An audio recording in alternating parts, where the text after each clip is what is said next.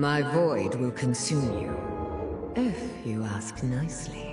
Your will is no longer your own. Stay away from the void. To arms!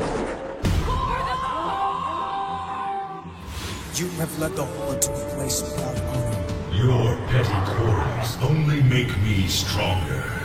Our world needs us, champion. You got you over your head. We cannot let the world fall to darkness. Already lost. Put your faith in the light, and all is possible. Is it truly righteousness that drives you? I wonder. It would seem you have guessed. They are coming for you. This is the Whispers of War.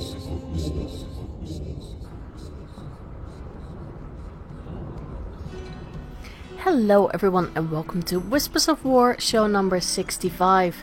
I'm your host Sil, and let's just jump into how was my week in World of Warcraft, or better yet, how was my week in Alterac Valley.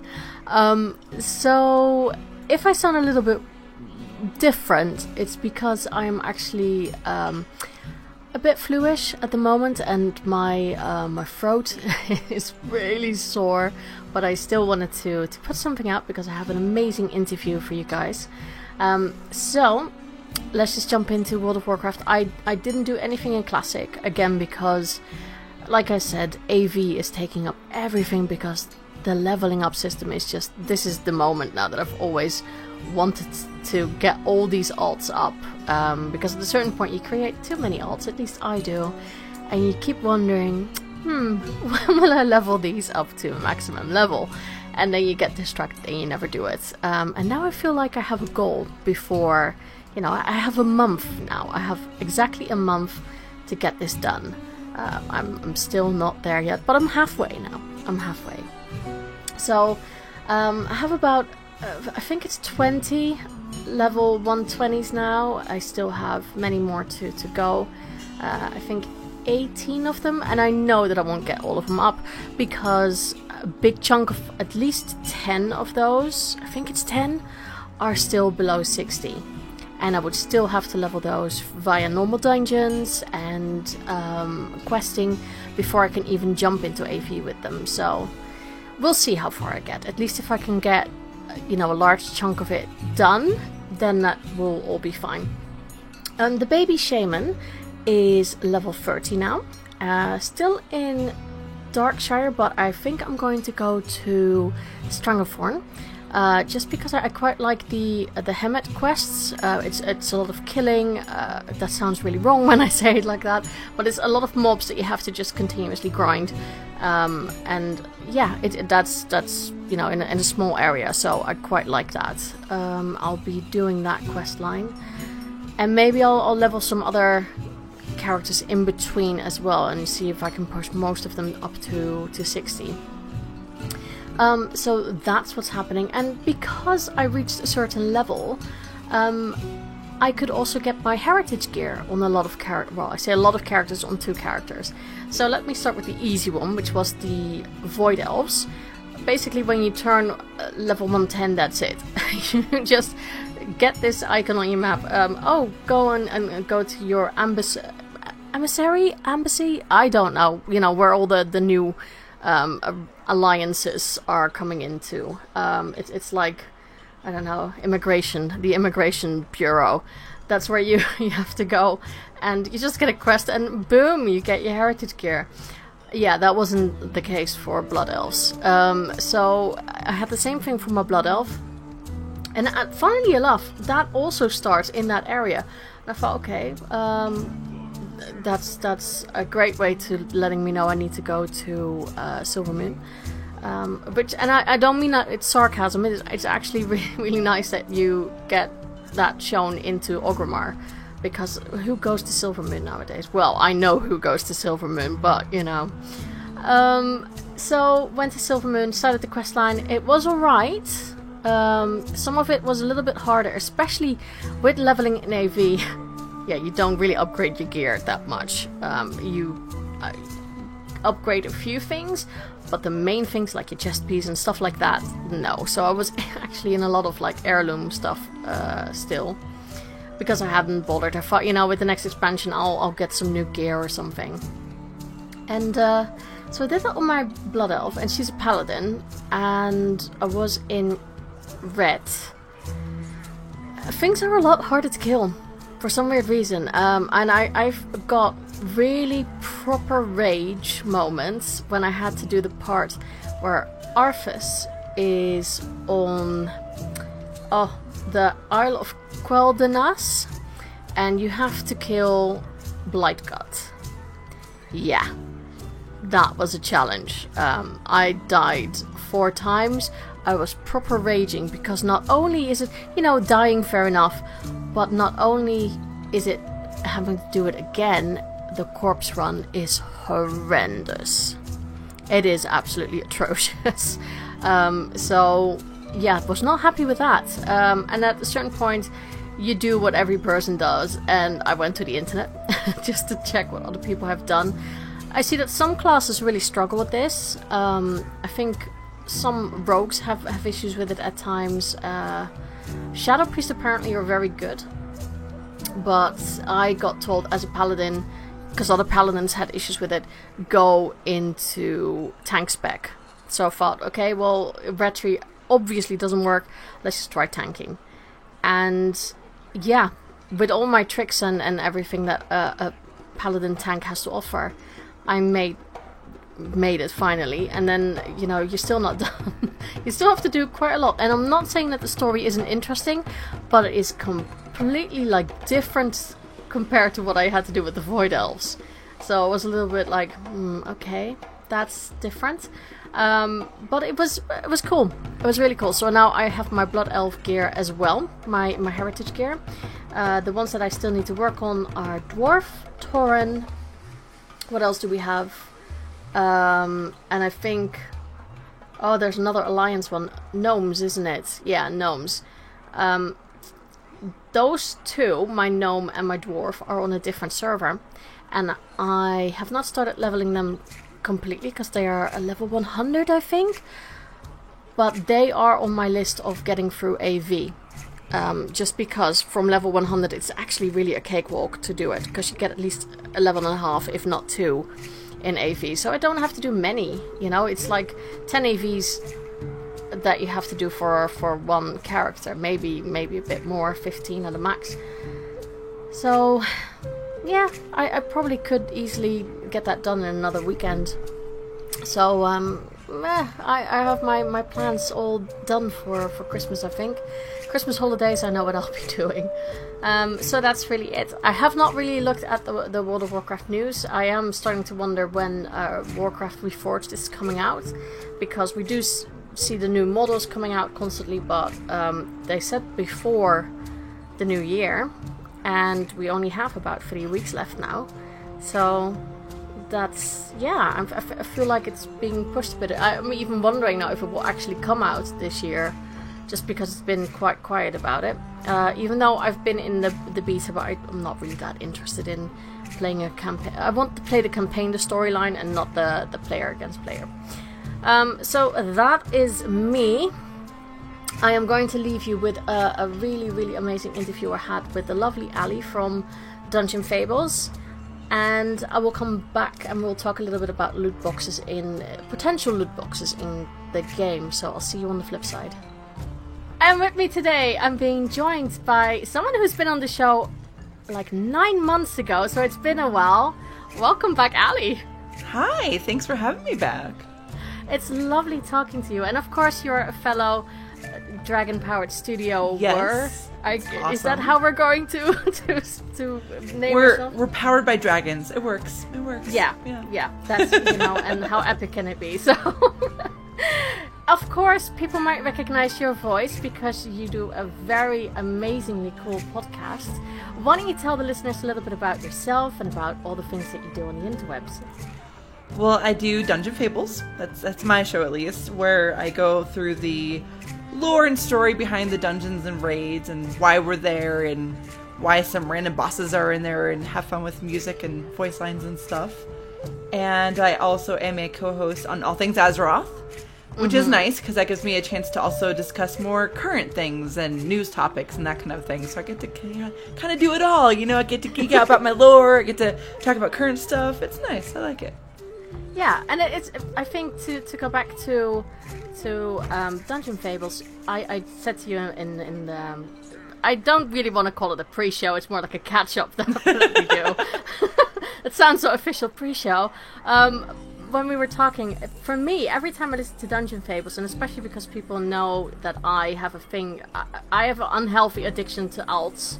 So, every time I level through a dungeon, when it's not Alterac Valley, I just tend to now go like, oh yeah, Ali said that I need to, what's in this dungeon again? And you start looking at things that you normally don't really look at.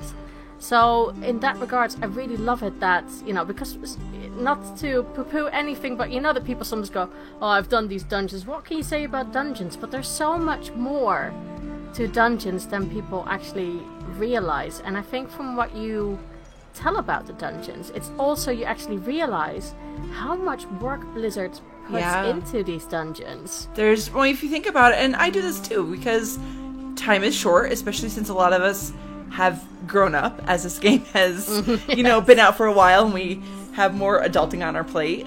But if you really think about it, we go in, we, kill things, we get our loot and get out because time is short.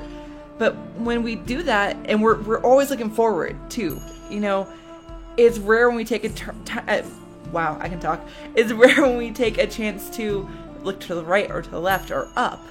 And we miss all these little nooks and crannies they put into the game that has something, or some, far off balcony that adds a sense of depth and ambiance to the place that you don't actually take a chance to really absorb, and how that impacts what the dungeon feels like even.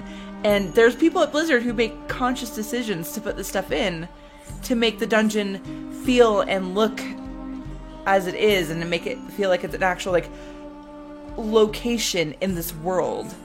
Mm-hmm. And those are little details we miss when we're just going in to kill things and get our loot and get out. So I like to just shine a light on these things. It's fun. It's really nice. How do you feel with the fact now that we have time walking, and they're pushing it every time, now we're getting Pandaria, now we're getting this, now we're getting more and more of the old expansions are becoming sort of relevant again for 1 week in a month. How does that make you feel? Do you have something like, it's good that we're getting the attention back again to these dungeons, or is it also something like, well, maybe we should just focus on new things, or how do you feel about the whole time walking aspect? I love it because I love dungeons in general, and so I like the chance to be able to go back and experience these older dungeons and relive some dungeons that I've already done episodes for, or maybe do dungeons, for example, in Kata or Pandaria that I haven't gotten to yet, and kind of start brainstorming what I'm going to do for those dungeons. But anything that brings more attention to dungeons and makes them relevant for your main, for example, that you might be just trying to get some Azerite for, or gear or whatever. And just, I enjoy dungeons in general, so whatever chance I have to do them with my friends again, or have other people talk about them, I'm all for it. And it's something I look forward to every time. Every time that the dungeon, the weekly is time walking dungeons, I get excited, and I have to do it on at least one tune. At least. That's good. Yeah. And I think that's what they want, isn't it? Yeah. As long as people can still get enthusiastic about the old stuff, I think that's good, so that the old expansions don't feel like just being thrown away. Yeah, I mean, okay, well, we're kind of done with it now. Over the years, there's just so much content out now, and if they don't ever give us reasons to go back to it, unless you're someone, like you, who have a million alts, you're not going to do it as much. And so it just sits there collecting dust. I do wish that they would kind of rotate which dungeons are in the lineup for each expansion, because there's just a certain set list. So, for example, when there is Wrath Time Walking, I tend to get Gundrak and Halls of Lightning a lot. A lot. But there's other dungeons in the expansion too that I wish they would kind of rotate in and rotate some out, just kind of freshen it up a bit. Maybe eventually, I don't know, but all in all, I really like Time Walking. Okay, good. Yeah, I think, and it's also, again, for leveling, it's the best. Time walking dungeons are the best. Do you enjoy taking your mini alts through time walking dungeons? Well, how many is too many at a certain point, you know? I think, for 1 or 2, it's really a lot of fun. And then when you're on number 10, it starts to become a little bit like... Alright, I'm done with this. Yeah. It's like, I've seen this enough now. Oh, look, it's the Oculus again. Oh gosh, yeah. Oh, yeah. Oculus. I have so many mixed emotions about Oculus. It's very painful, that one, I think, at times still. Okay, so we've been talking about alts, but let's go to a main. What is your main nowadays? Has it changed, or are you still playing the same main? You know, since I was last on, it's still the same. It's my Worgen Priest, because, not to, like, you know, toot my own horn, but I'm a pretty good healer. So I heal for my raid. I heal for also now 2 other raids, because apparently I just can't get enough of raiding. When really what it is that there's just so many people in this community that I want to spend time with, and I have a nice healer, so I just heal for a bunch of raids. It's fine. In Legion, I did main tank for a while with my Blood DK, but we went back to needing a healer, so I mained my healer again. She's been my main since probably midway through Wrath, roughly. I have other tunes I miss. I have some alts I wish I could start maining again, but when you have someone that can heal, it's kind of hard to let them play anything else. I also hear, and I used to play a healer, so I kind of know what it is, but at times you're once you've played a healer, and maybe tanks have that as well, you have a hard time letting go of that role and trusting anyone else. That's true. That when you do dungeons. Because even when, say for example, I want to break, and so I'm on my rogue, or my Ret Pally that I just boosted with the 120 boost, and I'm, you know, stabbing faces because I need a break from healing so I don't get burned out, because, you know, stabbing faces is fun too. I still find myself watching the health bars. I'm like, watching the tank's health slowly go down. I'm like, oh, come on, healer, please, please, please, please. Oh, yay, we're still good. Good job, healer. Like, patting them on the head, you know. It's hard not to watch it. That is very true. Yeah, and I think it's especially when you know, I think most classes now have given a self-heal. Yeah. I feel a little bit like, should I use this self-heal, or will they be really offended when I use it? Yeah. That's one of those. Okay, so, Worgen, how do you feel about the new looks that the Worgen have received? I like it. You like it? You know, at first, I was excited that it was going to be a new look, and then when I actually saw it, I was a little nervous. Because just from, like, the angles of the head and stuff that they showed on Wowhead, I wasn't 100% sure I would like it. But once I actually got in game with it, when it became live, and really messed around with my character and how it looked, I really like it. It looks a lot better. I mean, I still think there's some improvements they can make, but all in all, they did a great job, and we have a lot more variety as well. So, you know, Worgen can now add scars to their face, or, you know, we have different eye color options too. Not like individually, but different faces have a couple different eye colors if you want. Yeah. And different patterns of the fur you can do now, which I think is really cool. So you can individualize it a little more, which I think is really good. And we do also look a little less like Chihuahuas, at least the females. So I do appreciate that a lot. And I'm pretty happy with it. I think they did a good job. Okay, that's good to hear. Yeah. I have to admit, when I saw my Worgen female, I was really happy with how she looked, and I thought, oh, this is so much, I don't know, I just, you know, it's still a little bit Disney-fied, as I like to call it. And that's still kind of expected. Yeah. That's just kind of the style. But I will say, the fur itself has more detail. Did you notice that? Yeah. I like that a lot. Like, it feels more 3D-ish. I don't know how else to explain it. There's more depth to the fur, I guess. Yeah, they look more, like, ruggedy and, like, proper scruffy, like, hair that you see. The fur got more volume. It got volumized. Exactly. And it's not like the sleek hair, like, you would see as a pelt of a seal or something. It's much more, actually, like, you know, when I see my cat, that's the kind of, like, nice fur that I see. No, I like that. It's good to hear that you also enjoyed it, because I think nothing is worse when your character gets changed, and then you look at them and go like, no, I I don't like it. Yeah, well, especially because my Worgen priest actually used to be a human priest. I started her back in BC, and I was insane and leveled her as holy because I apparently was okay with that, with how rough that was. But I really, really, really did not, and honestly still do not, like the female humans. They've gotten better, but I still am not a big fan of them. And so the second that we got Worgen in Kata, I race changed her so quickly. I built a little headcanon for why she's Worgen all of a sudden. And so if the new models came out and I didn't like the Worgen models, I don't know what I would have done. Yeah, no, I can imagine that. I think a lot of people had that when we first changed around. When the Goblin and the Worgen weren't in that round, and everyone got the upgraded look. And I still remember some people going, "Don't like how my Night Elf looks." Yeah. So yeah, that's good to hear. Okay, now let's go back to completely the beginning, because people love hearing the beginning of every saga. So how did it start for you? How did you get sucked into the World of Warcraft? I had some friends in college who played, and they sat me down with their account and had me create a character and just, kind of play around. And so I started a dwarf rogue and a night elf hunter, I believe. And the night elf hunter was pretty cool. I liked that a lot. But I fell in love with the dwarf rogue because dwarves are awesome, and I really enjoyed it. So a couple months later, they all kind of put their money together, because we're poor college students. Or if you weren't in college, you had a job that didn't pay much. But either way, they brought their money together and got me the game and a month of game time with it, and gifted it to me for my birthday.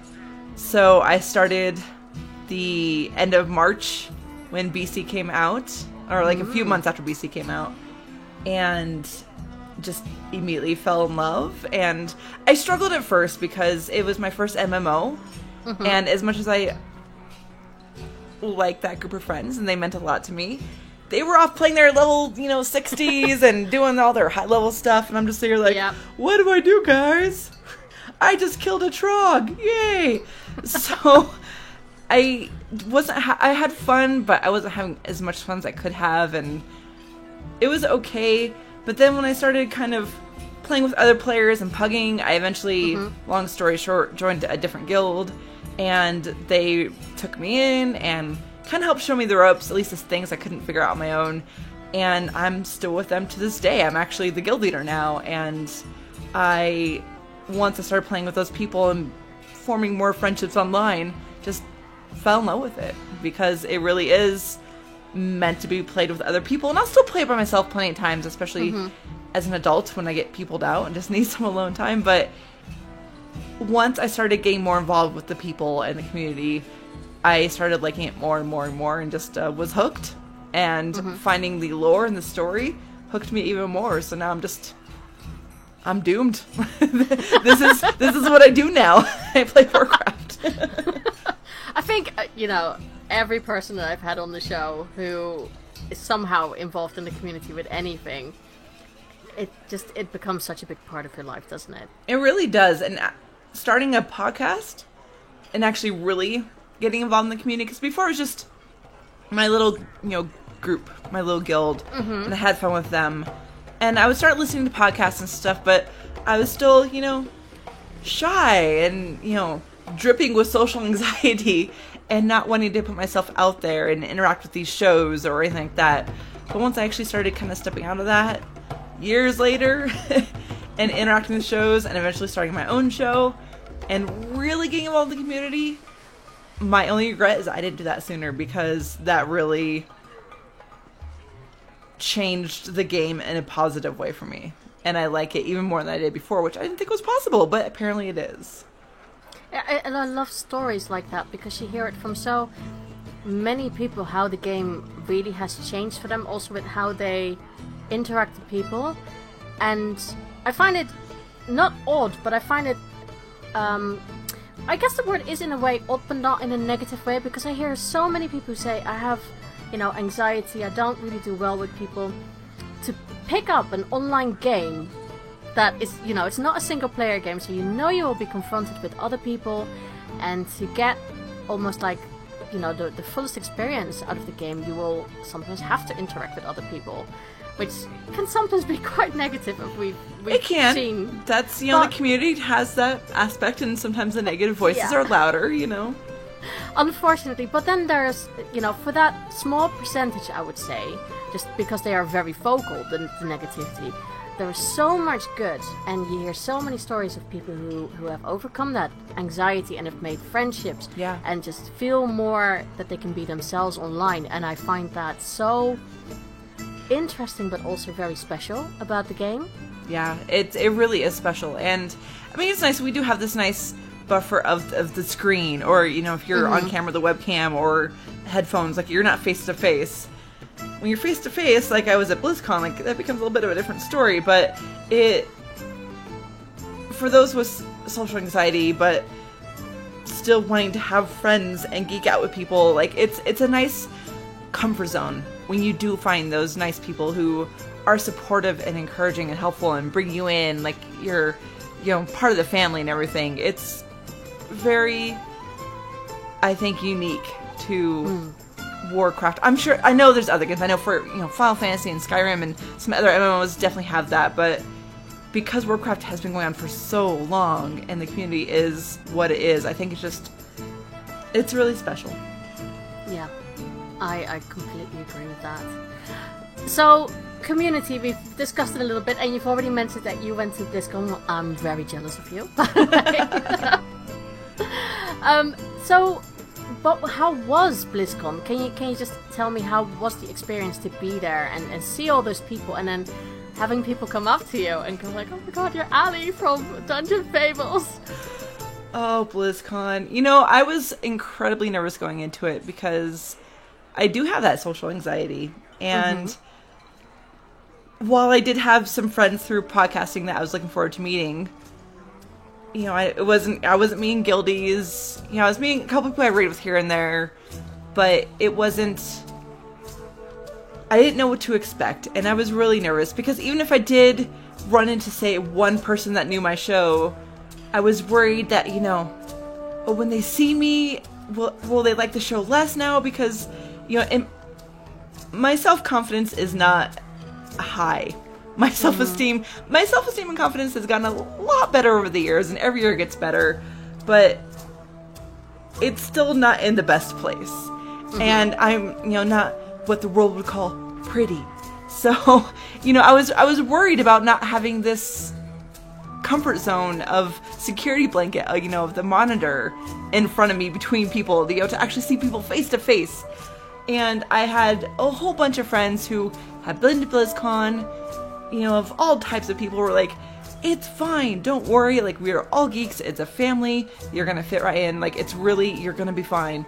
And logically I knew that, but I still was just really super nervous, and my social anxiety was just kicking my ass right and left before going to BlizzCon.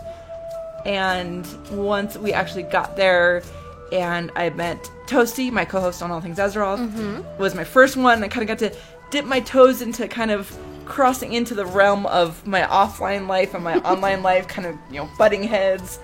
And once I kind of eased into it more and met more friends, I realized, okay, this is actually pretty cool. So I kind of relaxed and it was okay. And once I actually got to BlizzCon itself and Con Before the Storm and met more people, it is so uniquely special to get to put faces to names and to finally meet your friends online who you truly care about and be able to give them a high five or a hug or just to talk to them face to face. It is special is not a strong enough word. It was just amazing, and I felt very lucky to have experienced that, and I loved it. And those bonds you formed online become even stronger, and you realize that we're all people. We're all geeks playing this game, and to be able to be surrounded by supporting and encouraging and just fellow geeks in general and get to just be yourself was awesome. Because in my real life, I'm a teacher at a preschool surrounded by women who don't game, and I don't get to be I have to, kind of keep that side of my life down a little bit, and so to be able to just let it fly and have a good time, it was awesome, and I loved it. And everyone was right. There really was just something to worry about. And in terms of meeting people that actually listen to my show, I had one guy, I was in line to, I'm looking back here, you're on camera. I've got the statues from the BlizzCon ticket. Yeah. And, I was in line to get that. And the person in front of me, Keenan was his name, and he just recognized my voice.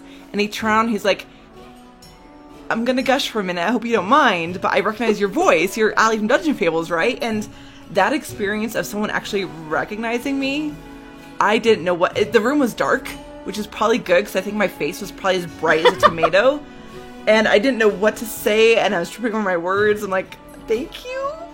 I didn't know what to say or do with my face or my hands, except to be super awkward and thankful and completely humbled.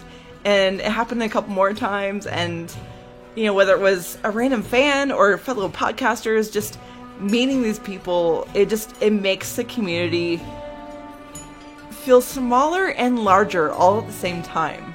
Mm-hmm. Yeah, it was such a great experience. That's so cool that someone just from your voice just recognized you. Yeah, and a couple people recognized me because I actually put some pictures on Twitter and stuff, but that was the first one, and it was purely by my voice. I'm like, oh, I hope that's a good thing that you recognize me by my voice. But it was really cool, and like I said, everyone just is so nice. Example, I lost my phone at BlizzCon, and I was worried that someone's going to just walk off with it, but instead they turned it into guest services, and I was able to get it back.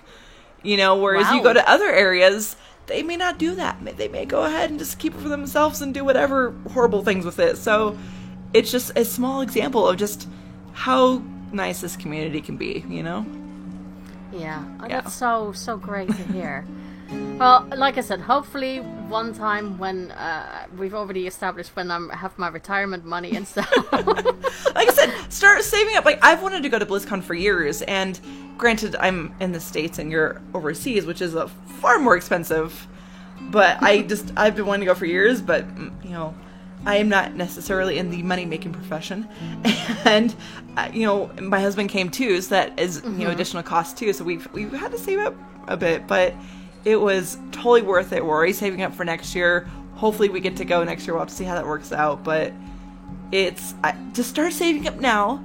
It's gonna take you maybe a good number of years to do it. You'll get there before you're retired. You just gotta, even if you just save just a little bit every month, just a little bit. You know what? I'll take your advice on board, and I'll try to save something. We literally opened up a different account to put BlizzCon money into. You can't see it, and just put your money in there automatically. It became, once it got in that account, it was untouchable. And I was a responsible adult. I only put so much in there per month, but that was the way to go for us, for sure. I think that's not a bad idea, actually. I think for everyone who's listening who is thinking, can I do it? The game has been out for 15 years? I am sure that it will be out for another 10. I can't see this going away anytime soon, so I think by that time I would have gone. But that's one of my goals on my bucket list for my life. I hope so. And then I'll have to go and I'll have to meet you, and it'll be great. Absolutely. I need to meet you, everyone who is over in America, and hopefully then the other guys can also come. We just need to have everyone from the network there. That would be great. That would be so cool. That would be really cool. Yeah, I got to meet Frasley and Tosh and Talib, who are all in the Dragon Power Studio Network, so that was really cool. I'm so jealous. Great people. I adore them. That's that's what I love about our network, and not to boast our own, but we do have the greatest people. just so that people. Yeah, that's the thing. All right, so of course the big reveal, Shadowlands. Yes. What are your? You were sat there.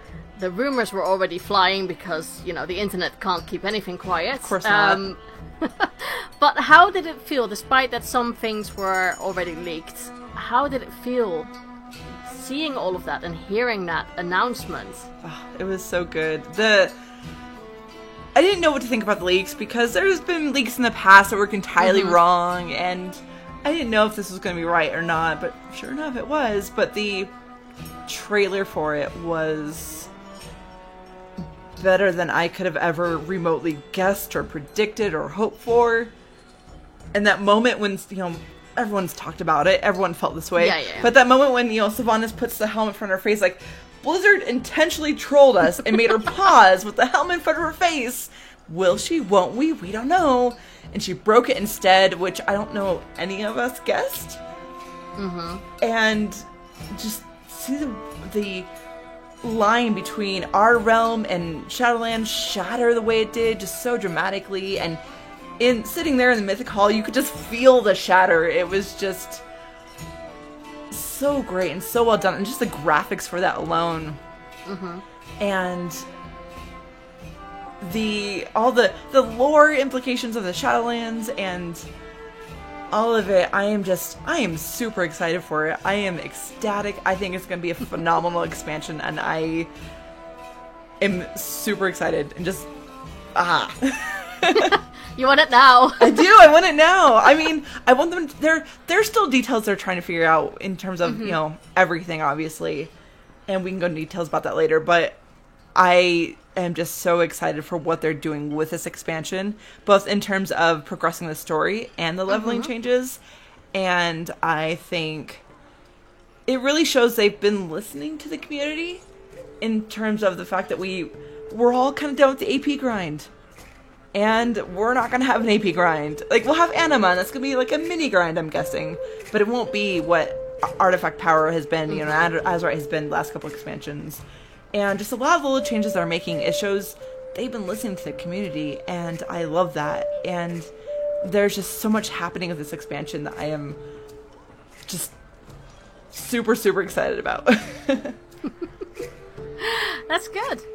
I have to admit, it looked, I get enthusiastic about any new reveal anyway. Oh, yeah. Because they know how to hype the crowd as well. Yes. And I know it sounds stupid, but they know how to make everyone enthusiastic. And maybe I'm really sad, but I also like to watch reaction videos of people who are watching the reveals, because you get so...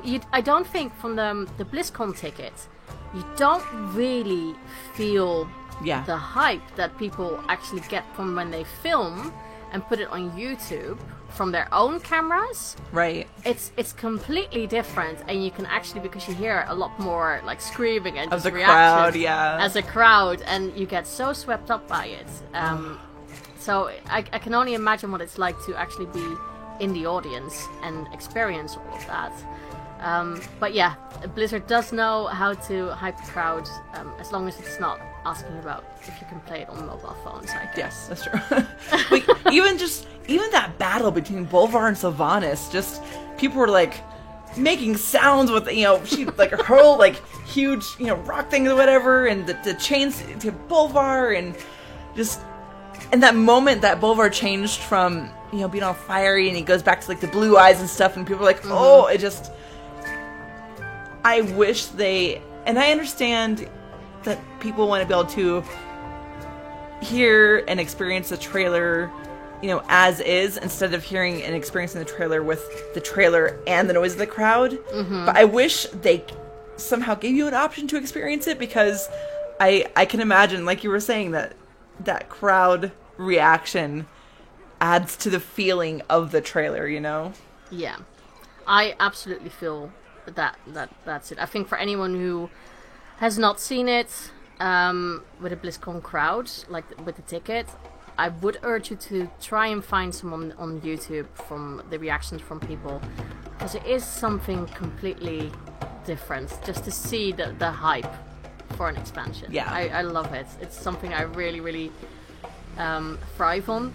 For something, it gets my love back for the game. Like, if it was dwindling a little bit because I'm doing my millionth AV, that's what I need to watch. And then I'm like, yeah. And let's be honest, like, it hasn't been the easiest year to be a fan of Warcraft. No, and for me personally, I find it surprising in a way at times, because I feel how do I say this without offending like so many people? I sometimes feel that Warcraft players, including myself, I think we're quite spoiled. I think we get a lot of things, like, oh yeah, I want this or I want this, and I always compare it a little bit like Dudley from Harry Potter. Like, one year he gets like 10 gifts, and then he counts, and oh, I only get 9 gifts this year, and then he gets, that's how I feel sometimes. That's a great comparison. I love that. I sometimes feel like that's Warcraft players. You get something amazing, and then, well, you better do well next year with the next one. I'm like, that's asking a lot from a company, considering what they've already done, and you are as a public asking for a big change or new things. But then you have other things that might suffer, you want a big change for maybe the areas or the classes. Where's your class balance? How does it work for leveling in this area? You can't revamp a game that's this big and this old now consistently over and over. And I think, people forget sometimes where we came from, so I think it's a good thing that we got Classic so they could see. True. Yeah. Remember this? A lot of people in Classic are who never experienced it, or maybe didn't experience even Burning Crusade. They go back to Classic and they're like, "Whoa, we really do have it better in retail. I'm going back to retail." But it's one of those things where I honestly don't envy Blizzard, because it is a very large player base. With a wide variety of people in that player base who want to play in a wide variety of ways and have interest in certain areas as opposed to other areas. And, being a company, they're trying to please as many people as they can. But you can't please everyone. And to try to find that balance, it's really rough. And, kind of like we mentioned earlier, unfortunately the negative voices do speak louder. And it's kind of been an ugly year for that, between, both choices of Activision and Blizzard, like, can't deny that, but between that and the negative voices being louder, people feeling punished because they got a store mount, or, for whatever reason, it's been a little bit of a year, and Blizzard, they do the best they can, and I still absolutely love this game. Yeah, and I think you're right, I think as a company, sometimes they've made not the right choices. Yeah, but not every choice is going to be right. No, exactly. And I think, with some of the things, they've also apologized for a lot of things that they have done wrong. And I do feel, at times it is still a company. I do think that because they're with Activision, sometimes their hands are tied, unfortunately. And we don't have the whole story. We don't have the whole picture, obviously. Exactly. And as a professional business, you're not going to give the whole picture. Like, hey, yeah, that choice we made over here, it's really because of this money and blah, blah, blah. Like, they're not going to sit there and tell us that. No. And I think people also have to realize, a lot of people are so, why did you go with Activision? Well, because Activision has so much money. If Activision wasn't on board with Blizzard, or the other way around, then we might not have received all the things that we did get that were so amazing. And I think that, think of the amount of time and effort, for instance, a cinematic takes, and how much money it will cost to create something like that. That doesn't just, and fair enough, Blizzard is a $1 billion company, no doubt. But still, we're talking about lots of money here, and it is still a business. Yeah. So there's always a stronger competitor out there, and unfortunately, with a game that's 15 years old, they need to have that edge. And that's work. That is work. Exactly. But I think you're right, and I think with Shadowlands, it all looks very positive, and I'm sure after 2 months, because that's the first thing with every expansion. The first month, everything is amazing, and then after a month, people are like... After, the rust starts to show, or the dust settles, and... Yes. Yeah. Once the honeymoon period is over, that's it. Yeah. So, I'm sure, this will have flaws as well, but I just think maybe it's good, to always say to Blizzard. Now, I do think that people need to be critical and vocal about things if something doesn't work. then they need to be aware of that. Just Constructive because criticism. helps. exactly, Yeah. that's what works. That's why they sometimes scrap things, and you can see that they change over time because of that. But I think people also need to realize if the game is just not for you anymore, no matter what they would do, it is just not your game anymore. Yeah, that's very true.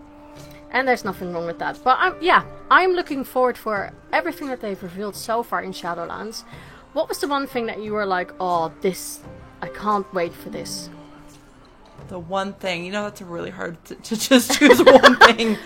If you have to pick a few that you're like, oh, this, and this, is it, the Swolkins or...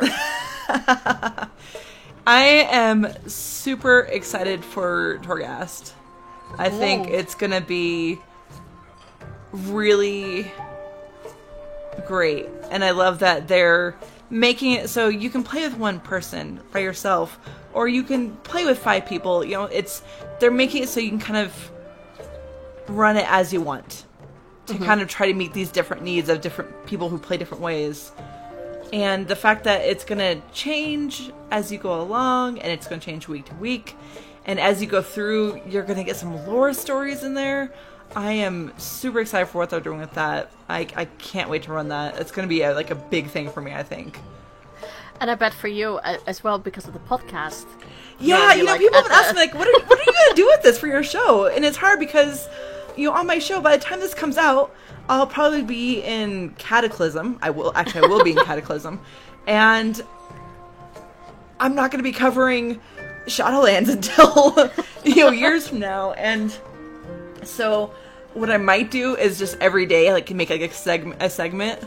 I mean, every week, this week in Torghast, trying to, just what I experience every week and have a new segment maybe, because I'm not going to cover it anytime soon. So yeah, but just obviously I'm a sucker for dungeons. So the fact that we're getting that on top of 8 new dungeons, plus a new itty bitty mini dungeon for the starting zone.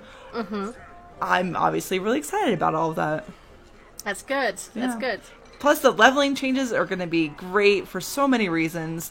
And just in general, from a lore standpoint, to be going into Shadowlands, not only getting to explore and dive into the story and lore of that realm, plus the potential lore characters we might bump into, I am just really, really, really looking forward to it. Yeah, it's going to be very, very interesting, I think. But the bits of things that they've revealed so far... Now, one of the things that already has been announced are the different covens that you can get. And I know this sounds... Maybe I'm going back to my 90s years, but when I hear coven, I always think of which coven, or things like that. So I'm like... I have to kind of get out of that whole... So okay, the covenants. Which covenant are you picking, and why? If we're talking about your main... That's really hard, because when I look at all of them and the bit of the story behind it, for a priest, there's 2 I'm potentially looking at, which is Kyrian over in Bastion, or the Night Fae over in Ardenweald, but at the same time, the Venthyr over in Revendreth just look awesome. But then again, the lore part of Maldraxxus with the Necrolords, that could be cool too. So what's probably going to happen is, and I like how they're doing this, is that we're going to have to experience all 4 of them and all 4 of their stories before we actually choose one, which I think is really great. They're saying that each one can benefit each class. I'm still guessing at the end of the day there's going to be one particular one that's best from a min-max perspective of your particular class. So because of my main, because I do Raid Hill, I'm going to end up picking whatever's best. I'm guessing it's probably going to be Kyrian. Maybe, because healers, I don't... That's my guess. Aesthetic-wise, you would think that way, wouldn't you? Right. Yeah. But at the same time, if Ysera's involved over in Ardenweald, it could be that too. So I'm guessing it's going to be one of those 2, but probably the Kyrian. I think. Okay. But what's great about having alt is that eventually I'm going to be involved in all of them, and it's going to be great. Do you think this is also a very sly ploy of Blizzard to make you have alts now? Oh, for so you sure. just- I mean, if you think about it, we have all these awesome XP that we're getting in AV, so we can level all of our alts. Plus, they're making all these leveling changes, so leveling doesn't feel quite so painful, and we have all these choices and different expansions that you can level in, blah, blah, blah. They want us to level our alts, you know? Spend more time in their game. It's a good thing. Yeah, I do feel like they are pushing the leveling catch-up mechanics a lot. Which I think is really smart, honestly. I think so, because, you know, the one thing that people always moan about is that the boost prices are too expensive. Yeah. Which, it is one of the more expensive things. And, yeah, I understand why people would moan about that. And you know, God knows I've experienced it with AV. Like I said to you before the show, I get up, I play AV, and that's it on my day off. I don't do anything else. That's just it.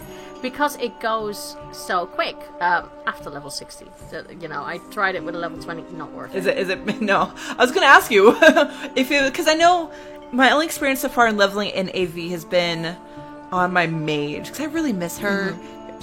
I leveled her Frost back in the day, but these days she's fire, and I might be a pyro at heart, I don't know, but I really like to burn things, and so I miss my mage, and so at 111 I took her in there, and I think maybe 4 matches later, and a couple of them were quick, and I think we won 1 or 2 of them, I can't remember, but basically 4 matches later, I was already 115. I was like, whoa, this is awesome. That's a lot. It is ridiculous how quick it goes the later your level is. Like, before level 60, don't even attempt it. It's really not worth it. I did it on a level 20, and I only got like 2 or 3 bars, and that was it. Oh, wow. That's not kind a of surprising. lot. Okay. Mind you, I'm really sorry. It was an alliance, and we just lost. I'm not gonna lie. I'm alliance, and we tend to lose. That's a thing. Yeah, it's when we actually win as alliance, I'm like, wow, what? Right? What I go in expecting to lose, so when we actually win, it's super exciting. Yeah, it's like, oh, how did this happen? You see, like, chat just exploding, like, it's just, no one understands what's happened. Yep. But yeah, that's really one of those things. I after level 60, I wouldn't say it's going super quick, but if you combine 60 to 80 with a bit of dungeoning in between and questing, it actually goes really quick. Nice. From a level 100, do a few AVs and you're at 120. Yeah. It's so easy now. So let me ask you, when you're at level, say, 60 or 70 or whatever, in the lower section of that, do you feel weaker going into it, or do you still feel pretty on even ground? I do feel weaker. Yeah. I you know, you do notice that certain things, even though you get the squash and everything, yeah, I do feel weaker. Okay. Even if it's just because you don't have all the talents yet that some people have at level Right. 100s, and yeah, you do notice it. And also some people have gone in there with the legendaries, and that makes so much of a difference. That's painful. Yeah. Yeah, and I think, you know, nothing against the Russians, but when you're up against the Russian pre-made, that's it. It's that's game over. Yeah. You can already see the entire chat going, it's a Russian pre-made. Okay, we're just going to sit in the base and just wait, let them win. Because my longest AV match was 3 hours. Oh, wow. I think my Yeah. longest was, it felt like 3 hours. It was probably more like 2. It was one of those things where they were literally just farming kills. Yeah. That's all. Like, just at that point, like, my husband and I were like, okay, we'll do one more match. It'll be maybe half hour at the most, and we'll go have dinner. 2 hours later, we're starving, and we're like, just kill us and put us out of our misery and let us go eat dinner, damn it. It's unbelievable. I just don't, you know, and they're like, why are they just killing us? Why are they not? And it's like, because they're going to summon that massive elemental thing. Oh, and that hurts. Ooh, yeah. And you already know that's going to happen. And, you know, I don't... If it's 2 hours, it's boring. It's really boring. It does, but, yeah. It does, yeah. But it's still, the XP still ticks over. That's true. So yeah. you still get, those are the AVs that you get at least 4 to 5 levels. So I'm just like, you know what, if you're in a long AV, just stay in it, especially if you're Horde, because, trust me, you get Alliance Russian premates as well. I've seen those as well. Just let it happen. If you have the time, stay in it. Let it happen, get that XP, and at the end, you get a big chunk. You get either if you lose half a level, or you get a full level if you win. Yeah. So just sit it out, and because otherwise you have to wait for a Horde. It's 20 minutes waiting. Yeah. So you might as well, unless you do the whole mercenary stuff. And it makes sense too, because part of this is they do want to recreate a bit of what happened 15 years ago in Classic, and those those AV matches are legendary, and everyone talks about it, and how, they would leave it, and the next day they'd rejoin, and it was the same match still, and yes. It's crazy. And so I think they just try to recreate that a little bit. Exactly. But, like I said, for leveling alts, it's pretty amazing. So yeah, the whole alt thing, they are pushing it. If you, they've I don't know if you've already planned it. Some people are very, very efficient with where they want to go. With some of the areas that they've shown and a little bit of the tidbits, do you have like a plan of where you want to level per zone? Per zones? You do. So excited. Oh, so the second they announced this, I immediately knew I was going to be leveling Attune and Wrath. Mm-hmm. Because that's still, Legion was really, really good. I'm enjoying BFA, but Wrath's still my favorite. Mm-hmm. So now I did actually semi-recently ask a dev if we're going to get, for example, Wrathgate. Things that have been taken out of the game. Mm-hmm. If we choose that expansion, do we get to experience it again? And decisions like that, they're still actually kind of nailing down the details on that. So we don't really know. But even if we don't get Wrathgate, I still want to experience Wrath again at content and just really do the entire zone, all the quests. And with these new leveling changes, you get to do that. So I'm really, really excited. I'm probably going to I have a little Gnome Warrior, if anyone listens to Half Hill Report. She did an interview on there. She's Tristle Tasselbrass. So I'm going to take her probably through Wrath. She's a little Gnome Warrior. Mm-hmm. So I'm going to level her, which I'm really excited about. And then I have a Coltarian monk, Allie Morgan, who got the captain tile. So she's Captain Allie Morgan, because I like rum, and that's my favorite rum, and I'm a dork. So I'm going to actually take her through Pandaria, because she's a monk. So she should, be experiencing that. Plus, I took a break from the game towards the end of Kata when it was really grindy and my hardcore raid group fell apart and money was tight, so I needed to take a break anyways, and I didn't come back until midway through Pandaria. And at that point, I was late to the game, really late to the game, so I was trying just to catch up and get to level cap and everything.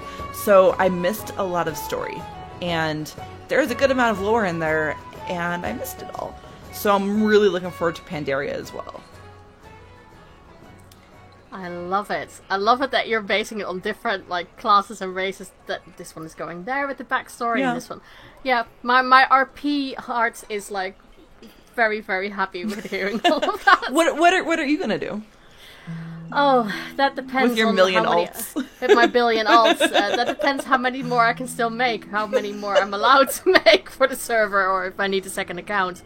I don't know. It really depends on how much I can level in Alterac Valley at the moment. Yeah, that's true. Yeah. But I think for the lobbies, I think I'll probably... I have to look at background stories for all of them. Right. And then go, okay, this one... I'll probably stick to one expansion per character, just because of... I like the consistency of a story. Yeah, definitely. So that will be something I will really enjoy, and not go halfway. Okay, well, everything's too low here. I'll just go to another one now. So yeah, that will be something that I have to make schedules and spreadsheets. I think that's what I have to start doing. I know some people who live their lives by their spreadsheets and plans for mount runs and things like that. For some people that totally works. Yeah, I think I have to put my work life alongside this now. Okay. Now, the big thing, and I'm going to use quotation marks here. How do you feel about the factions now that there is quote-unquote peace? Because, you know, it is Warcraft. How long is there going to be peace? Yeah, that's a good question. You know, I've never been huge, like, Horde versus Alliance, rawr, we're fighting, I don't like Horde. I have Horde ults, you know, it's fine. I'm obviously an Alliance main, but I don't, you know, I'm not huge into it personally. I don't think the peace will last. I think there is always going to be some aspect of it. They may be trying to break the formula of, oh, we're all working together. Oh, we all hate each other now.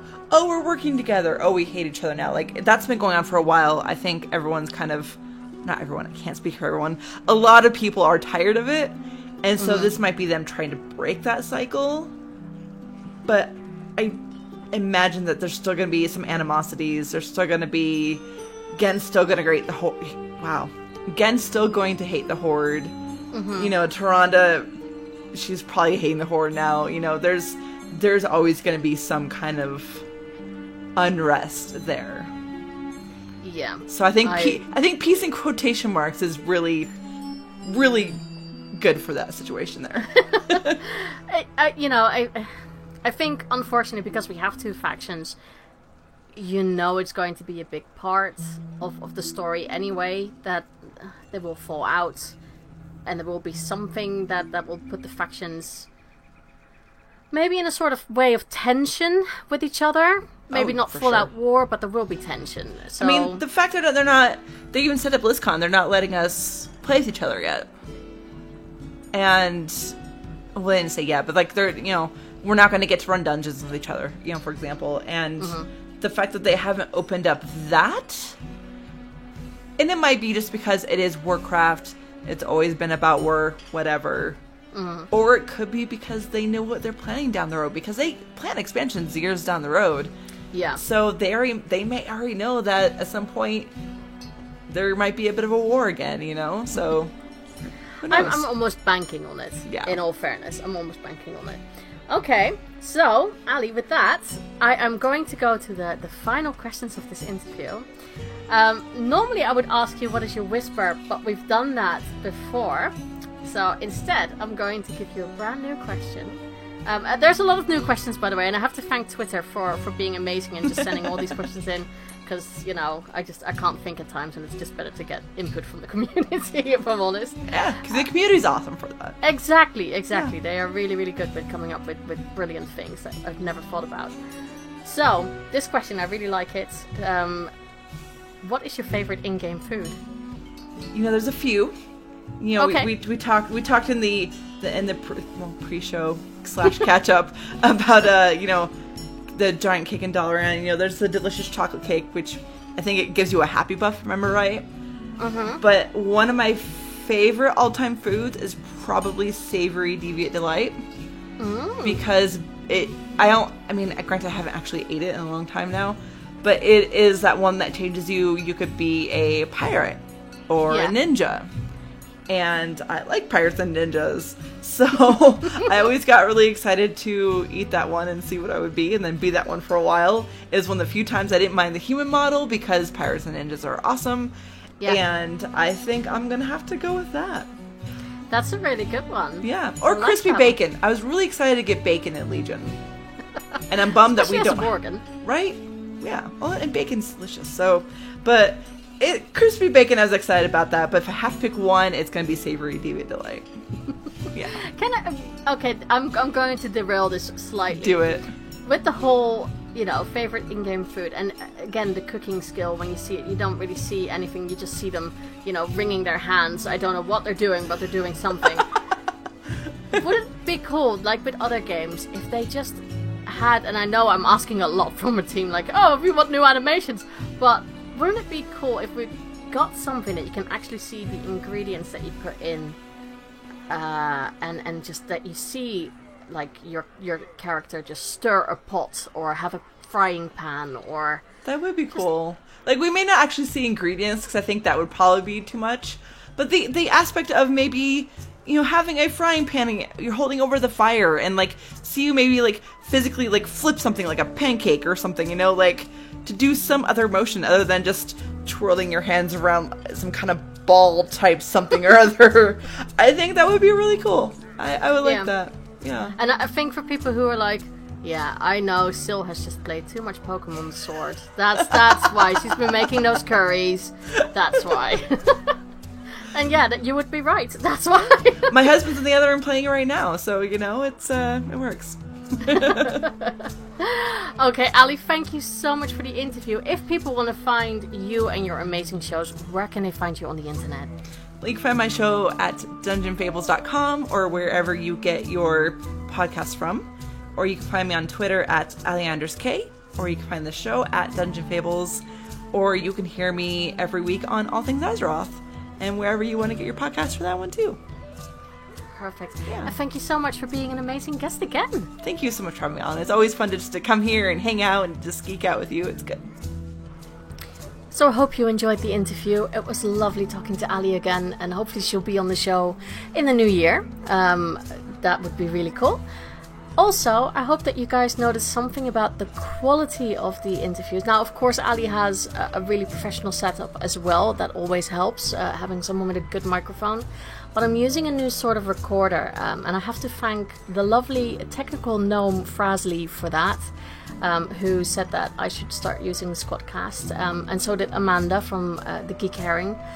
And yeah, I did notice a big difference with how it records and everything. And I'm hoping that when I get guests on who don't have an amazing microphone, that it will still record really well. So yeah, I'm hoping that you guys notice a difference as well.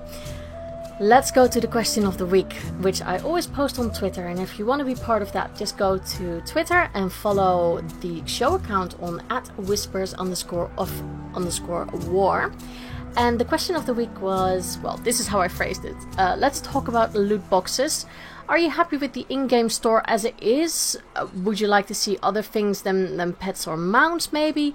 And how would you feel about a loot box system like Overwatch has or Heroes of the Storm, in which you don't know what you will get? And this is a system that Elder Scrolls Online also has.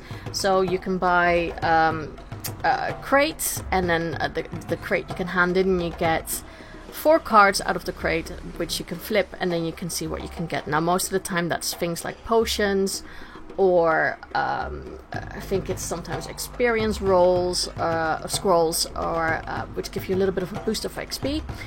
Or you sometimes can get pets and mounts. And I think sometimes you can get items as well for your house. I'm not entirely sure about that, but those, I mostly get potions out of that. So I asked you guys how you would feel about that, because we know the auction house can be, or not the auction house, the shop can be very controversial for some people. Nick Z said, overall I'm fine with the shop, with the store. Would prefer no loot boxes, but I just wouldn't buy them if they were offered. And that's a gist I get from a lot of people. But some people really hate the loot boxes, like in Overwatch, and say that it's like gambling. So I guess there's something to say for that. Ash said, I don't know what you'd put in there. Outside of Hearthstone, Blizzard doesn't do player power in loot boxes, and pets can equate to certain forms of player power. So that leaves all transmogs and mounts, and that's what the black market auction house is for, isn't it? Now, in all fairness, I don't really even think about the black market auction house anymore, and I think it will be on there much more prevalent now with the big long boy going away and Might coming up on that. So yeah, there's a big point in that. So I agreed with him on that, but I was wondering, what about potions or anything like that? And Ash replied and he said, I don't think you can put anything in a WoW loot box that you can make money on, because it can be turned into player power. Everything would need to be BOE or BOA and not at all used to boast powers, so no combat potions and flasks. So mounts teamwork work, but not much else. Which is a fair point. It is a fair point. It's a completely different system than other games have, I guess. Stormy Steph said, I think loot boxes would be a bad move for WoW, especially with all the legal challenges against them in various jurisdictions. Oh my god, my English. Equating them with gambling. I like the store as is. Maybe they can add a transmog set every so often, but not sure if it would play out well. I would prefer having more cosmetic transmog rewards in-game. Okay. Again, yeah, there's something to say for everything, and I think the gambling bit, that's a big thing that I hear people say. Ali, who you've just heard, said, I'm okay with the store. I appreciate that Blizz is good about not doing a pay-to-win system in the store. While I wouldn't mind cosmetic loot boxes, transmog mounts, pets, I don't know if the player base would like that. Well, you can hear that the answers are completely varied. Some are for it, others are very much against it. Scrubs vs. the World said, I wouldn't like an Overwatch loot system in WoW, unless it was something you could earn in-game from achievements. The current shop is fine in my opinion. If I don't want something, I just don't buy it. But I also don't get mad when people do buy mounts and stuff. And Exclavier said, Guild Wars 2 has their daily login model similar to Elder Scrolls Online. Crafting mats, XP boosts, various currency drops, etc. The model could be extended in WoW to add these, plus rep, mounts, transmog, limited use Hearthstones to various points of interest and more. That's very interesting, and I have to admit, I did this for a very long time in Guild Wars 2, because if you just even logged in on a character in Guild Wars 2, you would get a reward just for logging in. Elder Scrolls does the same thing. In Guild Wars, you also at a certain point, after think like every 7 days, you got an experience roll, which basically boosted you a level. I have had characters that I boosted from the first level to the end level just by doing that. Just by collecting these scrolls and hardly playing the game. Now, I don't know if that is how it's supposed to go, but it's an interesting thing, and I don't know if that would work for World of Warcraft. Yeah. It's something to think about, I guess, and it would be interesting to see if they ever would even consider a loot box system for World of Warcraft, or a daily login system for World of Warcraft. You never know. You know, we for a long time said we wouldn't get a neutral faction like Pandaren, and we did. That could go on both races or both factions at a certain point. We will see. We will see what the future holds. But yeah, so those were all of your answers. And with that, I've really come to the end of the show. I've enjoyed it, even though I'm at the moment really struggling with my throat now. So I think it's time for some tea and some honey and some rest. But I did want to bring out the show because it was the interview was too amazing to let it be for another day or so. So thank you for all your input and everything. I really appreciate it. And for many of the kind words, because I thanked you guys. I think it was a week of being thankful or something like that. And I just wanted to give a shout out to all of you for being amazing people, for downloading, for listening, for replying to the tweets. It is very much appreciated, really, really a lot. And before I start to waffle, I'll just do the ending of the show. So, if you want to find the other shows, you can go to whispersofwar.podbean.com, of course. Twitter at whispers_of_war, or my personal one, which is McMonkeys, MC and a monkeys with a Z. The email whispersofwarpodcast@gmail.com. Twitch.tv/McMonkeys. I already know I will be streaming over the holidays, and I'm really sorry if it's just going to be Alterac Valley. I know you guys will be so bored with seeing that. But yeah, over the holidays I want to stream.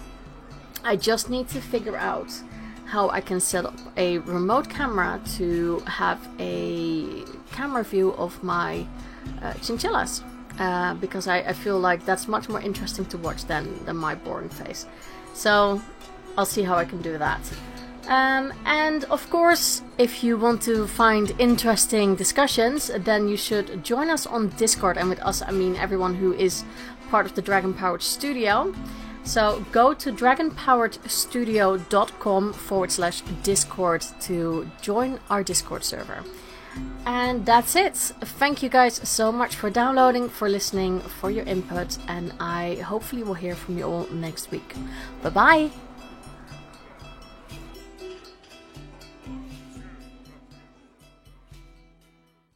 This show is brought to you by Dragon Powered Studio.